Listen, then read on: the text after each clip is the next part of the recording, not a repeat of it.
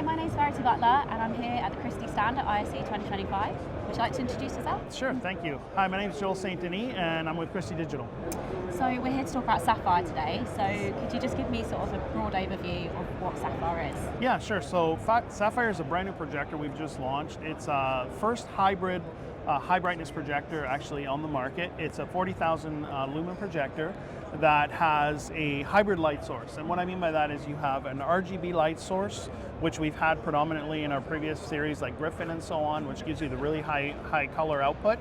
And then we've combined it with laser phosphor. And the combination of those two ends up giving you a P3 color space, which is superior to what you get from a traditional laser phosphor projector, but not quite as good as Rec 2020. So we've had some folks say, well, why did you do that, right? And one of the things that was a gap, if you will, in our product portfolio was a follow-up to a successful series we had called Boxer, which was used in rear projection applications and in applications where you might want to do Infitec 3D, for example. And what happens with pure RGB light is you will end up getting speckle, let's say, in rear projection applications, and it doesn't support, the RGB light spectrum doesn't support Infitec filters. So we thought it was important to satisfy not only our existing customers that wanted a follow-up product, but also new customers who have those types of applications. What's your favorite feature from Sapphire and why? I mean, there's a lot. I think one of the important things that we always try to do with our products when we release them, we know that a lot of our existing customers have invested a lot in their lenses or accessories and things like that. So we actually designed the Sapphire projector to be in the exact same chassis as our current series Griffin. And effectively, any lenses that our customers had with Boxers or Griffin are compatible with this product. So that was a very important thing that we wanted to make sure that we carried forward for those customers. And in terms of sort of applications, where would we see Sapphire?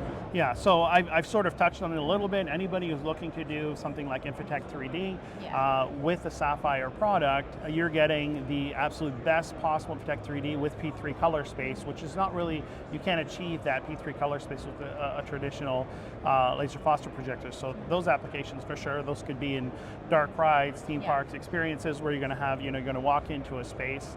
It could be things like a larger immersive space, for example, or things like live events. Like you need a lot of brightness for doing a 40,000 lumen screen. You could use that projector as well.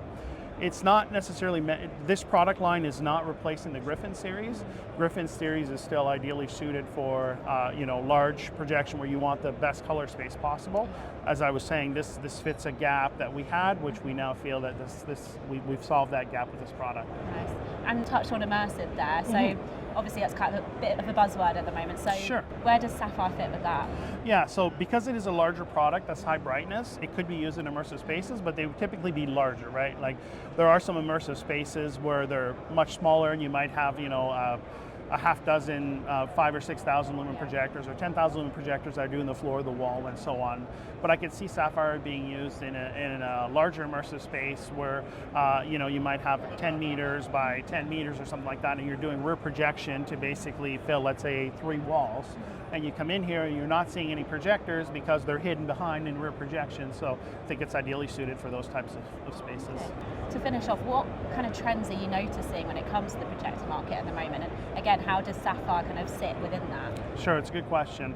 So obviously we've been seeing that a lot of technologies that are coming out, such as LED, which are taking, replacing some projection applications in the past, like for example, for touring, just about everybody's using LED now. And in applications where before you were limited to maybe only being able to show your projection, your display at night or when it's dark, LED suits well for those applications. So we have some of those LED products at Christie, but we still have a lot of applications where people don't want to, let's say projection mapping, for example, is a perfect example, right? Let's say you have a nice architectural building in Barcelona, for instance, right? You want people to experience that building during the day. You don't want to see that covered with LED, right? But at night, you may want to be able to go ahead and lighten it up and have content that's created to outline the contours of the beautiful architecture and really make it pop, and it turns it into an experience where people will actually come to see the show you can't do that with like on those types of buildings. So I think that's a really big market for it, and we're still actually seeing growth in that market. And it seems like everybody's trying to outdo each other, which we like. Yeah. It's like, oh, we did this really cool thing on this dome with 100 projectors. Yeah. Well, we're going to do it with 200 projectors, right? So. Yeah. Yeah, you're in the right place to do it. Exactly, absolutely. Okay, well, thank you so much, Joel. And Okay, you're welcome. Good luck with the rest of the show. Thank you very much. Thank you.